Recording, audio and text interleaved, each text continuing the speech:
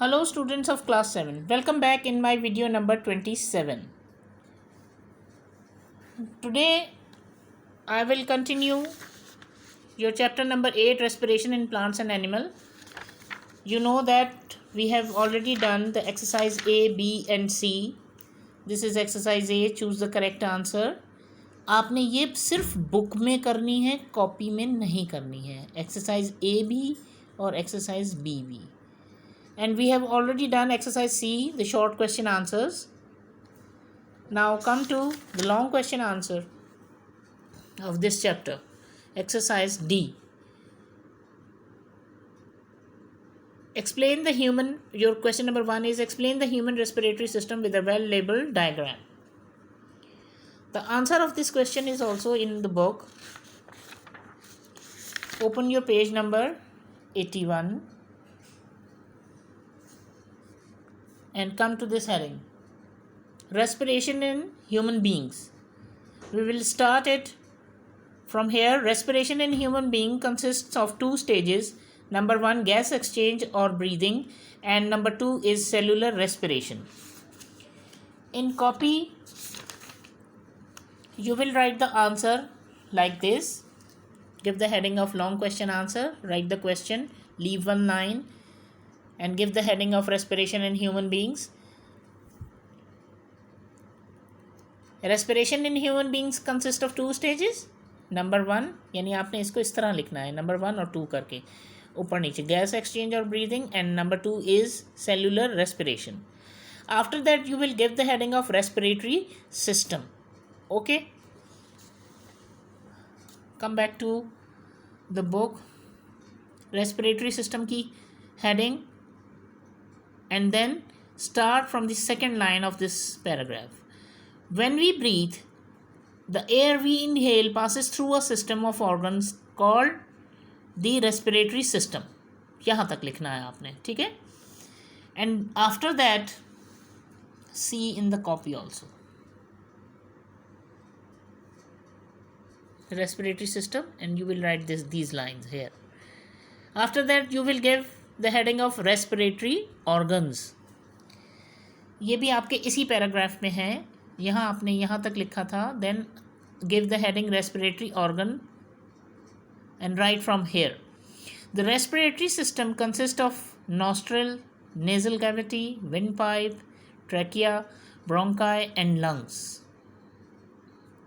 यहाँ तक लिखेंगे आप. After that,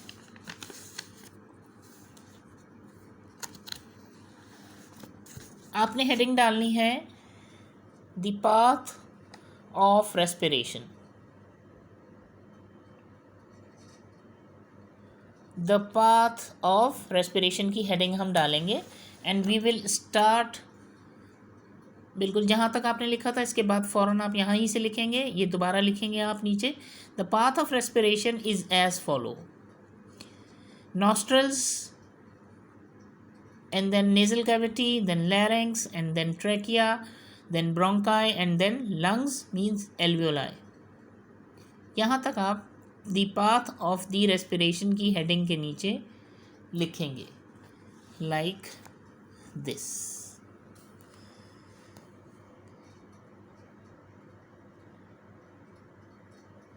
नज़र आ रहा है? ठीक है, ओके. अब after that we will give the heading of process of respiration. ठीक है, यहाँ तक लिखने के बाद आप हेडिंग डालेंगे process of respiration, and we will write the answer in points. Number 1, oxygen rich air is taken in by the nostrils. Number 2, in the nasal cavity, the air is filtered by the fine hair. Number 3, the cavity also has a rich supply of blood vessels that keep the air warm. Number 4, this air then enters the pharynx, then the larynx, and then the trachea. Number 5 आपका यहीं से है. 5. The trachea and the bronchi are lined with the special secretory cells that, come to the next page, secrete mucus. Number 6. Mucus moisten the air. And after that you will continue this point from here. And also traps any fine particle or dust or bacteria. यानी आपने 6th point जो है पहले mucus मॉइस्चन the air तक लिखना है. उसके बाद you will continue it from here. यहाँ से कंटिन्यू करेंगे. And also trap any fine particles of dust और बैक्टीरिया. 7th पॉइंट जो है वो बिल्कुल इसके नीचे है. ठीक है, ये आपने नहीं लिखना, इसको आप छोड़ दें. The air from the bronchus then enters the bronchioles and then the lungs. यहाँ तक आप, ये आपका 7th पॉइंट. 8th पॉइंट जो है वो आपके इस पैराग्राफ में है. Lungs are spongy and elastic organs. यहाँ तक लिखेंगे. उसके बाद आप इसे यहाँ से कंटिन्यू करेंगे. ये भी 8th ही पॉइंट में शामिल है. They consist of numerous air sacs called alveoli. यानी आपका 8th पॉइंट जो है वो क्या है? Lungs are the spongy and elastic organs. They consist of numerous air sacs called alveoli. The last point is in the copy. ये आप पहले पूरा प्रोसेस देख लीजिए. इस तरह आपने हेडिंग डालनी है. पॉइंट्स आपने 1 2 3 4 5 लिख लिए जैसा कि मैंने बुक में बताए हैं. 6 7 8. ठीक है ना, ये हमने एल्वियोलाई तक लिखा था. अब लास्ट 9th पॉइंट जो है वो आप इस कॉपी में से लिखेंगे. 9th point is in alveoli exchange of gases takes place between air and blood present in capillaries of alveoli. इसको आप देख लें.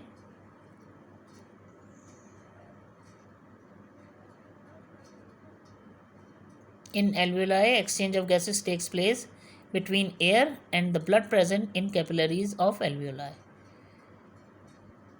Okay students, this is the answer of your first question. And one more thing, इसके अंदर आपको question में कहा गया है कि आपने वेल लेबल्ड डायग्राम बनानी है. तो see this picture, figure 8.4, respiratory system of a human being is shown hair.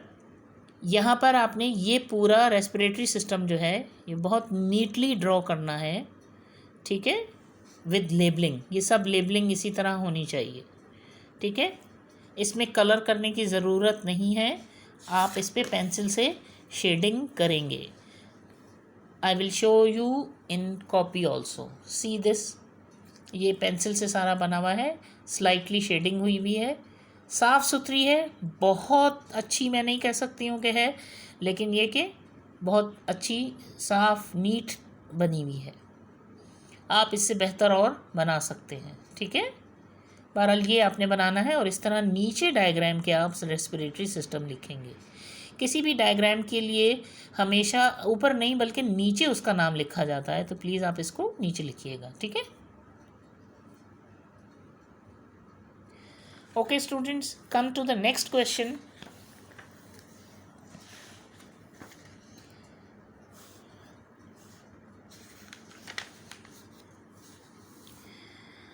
First question हो गया आपका. सेकंड क्वेश्चन आपका क्या है? Explain the mechanism of breathing in fish and frog लिखा था. ये बहुत बड़ा हो जाता है आंसर, इसलिए हमने इसको फिश को हटा दिया है. अब आपने सिर्फ इतना लिखना है, explain the mechanism of breathing in frog. The answer of this question is also in your book. Open your page number 80 and come to this paragraph. gaseous exchange in frogs. ये आपने इसी तरह हेडिंग डालनी है।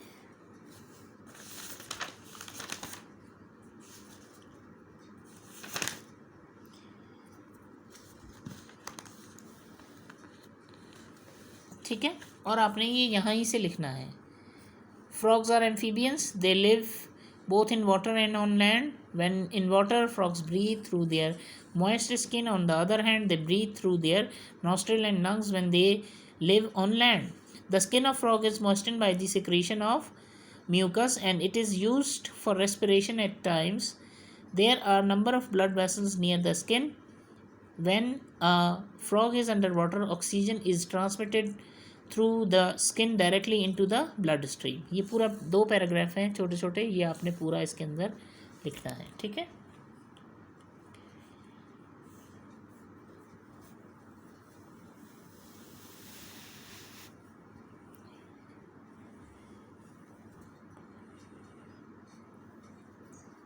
Okay, come to the third question. What is your third question? ये second भी हो गया, थर्ड देखिए। How do plants respire?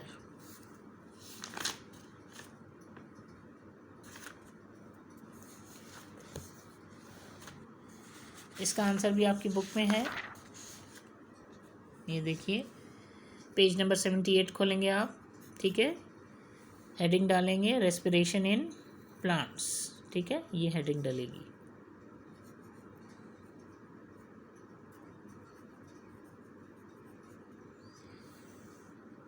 और आप इसको लिखना शुरू करेंगे यहाँ से, सेकेंड पैराग्राफ से। In lower plants gas exchange take place through the general body surface. In higher plants gas exchange occur by diffusion of oxygen and carbon dioxide, stomata, lenticels and root surfaces. These 3 parts of plants help in this process. ये पूरा paragraph आप इस heading के नीचे लिखेंगे। After that you will give this heading of estomata and write from here estomata, ये लिखने की ज़रूरत नहीं है।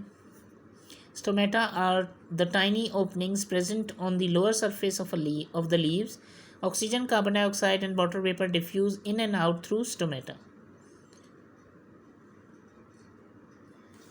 Come to the next heading, that is lenticels. Lenticels का ये पैराग्राफ पूरा आपने लिखना है। Lenticels are the small pores or opening on the outer skin of plants. Gas exchange between the atmosphere and the cell takes place through these lenticels. Lenticels are also found on the fruit skins. Next heading is root surface. You will write from here, plant growing in salty water show specialized root called the nematophores. These roots grow out of the water surface and have numerous pores on their surface. Gas exchange in these plants take place through these pores. ये आप यहाँ तक लिखेंगे। ठीक है, this is the answer of question number 3, long question number 3। ठीक है,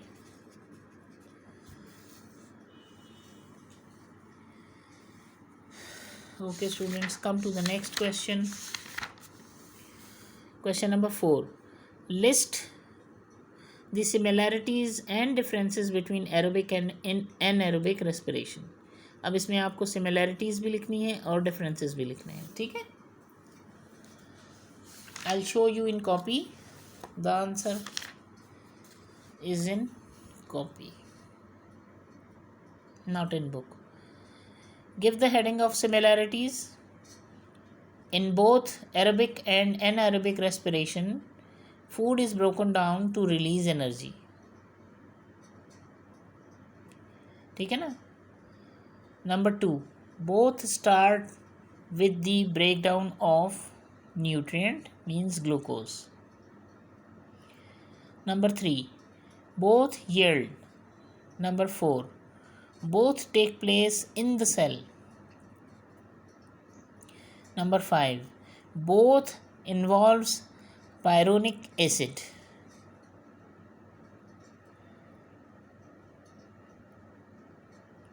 These are the similarities of aerobic and anaerobic respiration. We will continue it with the differences. Differences की heading डालें. एक तरफ आप एरोबिक रेस्पिरेशन लिखें और दूसरी तरफ आप क्या लिखेंगे, anaerobic respiration.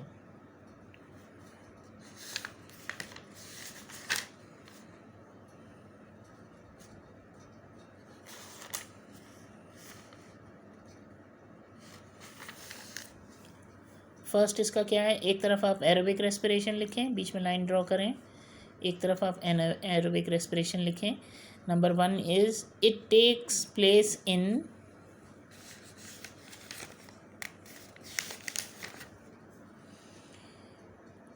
Presence of oxygen. और इसमें एनाएरोबिक में आप क्या लिखेंगे, it takes place in absence of oxygen. इसका नंबर 2 पॉइंट क्या है एरोबिक का, food glucose is completely broken down into carbon dioxide and water releasing energy. The second point of the anaerobic respiration is food glucose is partly broken down into ethyl alcohol, carbon dioxide and energy.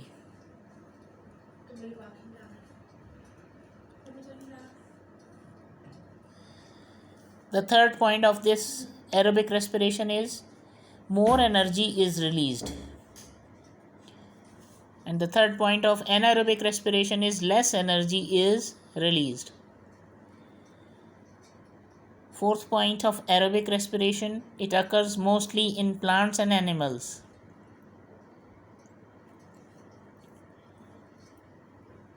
And fourth point of anaerobic respiration is it occurs in bacteria, yeast, and sometimes in human muscles.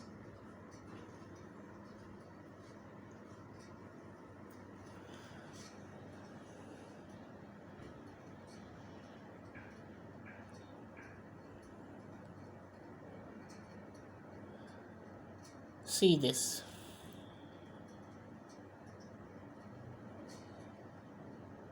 Okay, come to the last question, that is what are the differences between breathing and cellular respiration.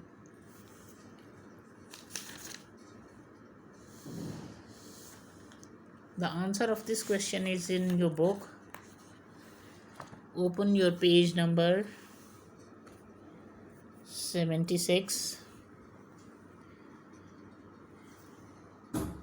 ये आपका इसी में देखें last बिल्कुल paragraph है, table 8.1. Give the heading breathing और external respiration and cellular or internal respiration.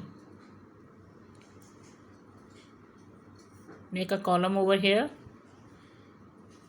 write all the points. Number 1, this process takes place outside the cell. This process takes place inside the cells. Number 2, it is a physical process in which exchange of gases, oxygen and carbon dioxide take place. It is a chemical process in which food molecules are oxidized to carbon dioxide and water. Number 3, no energy is released during this process. Number 3, energy is released during this process. ये पूरा यहाँ से लेकर यहाँ तक आपका table है और ये जो है आप इसी तरह बिल्कुल बीच में कॉलम ड्रॉ करके एक तरफ आपने यहाँ पर एक्सटर्नल रेस्पिरेशन की हेडिंग है, सिर्फ इसके साथ साथ आपने क्या डालना है, एक और चीज़ लिखनी है, ब्रीदिंग और एक्सटर्नल रेस्पिरेशन, और इसमें आपने लिखना है सेलुलर और इंटरनल रेस्पिरेशन. ठीक है, तो 3-4 लाइनों में उसकी हेडिंग आ जाएगी. You can see in this copy also. ये देखें, ठीक है. जो भी आप पॉइंट्स में आंसर लिखते हैं ना, उनमें हमेशा पॉइंट्स के दरमियान में एक लाइन छोड़ा करें, यानी ये बिल्कुल यहाँ नहीं लिखा करें। Leave one line after completing the first point and after that you will continue it, then again leave the line here और फिर इसे कंटिन्यू करें, ठीक है।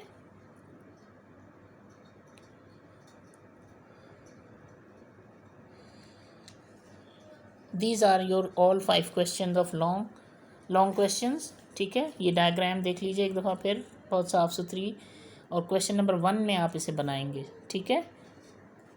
और किसी क्वेश्चन में कोई डायग्राम नहीं है, ठीक है। ओके स्टूडेंट्स, आप लोग अपना काम बहुत साफ़ सुथरा, neat and clean, properly index fill करें, प्रॉपर काम करें, साफ काम कीजिएगा, ठीक है। Okay, we will continue our next chapter in my next video.